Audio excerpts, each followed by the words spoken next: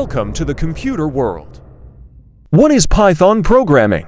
Let's start with its first code after installation of Python in your computer system. Open your Chrome browser and search python.org. Then click on the first link and download its latest version.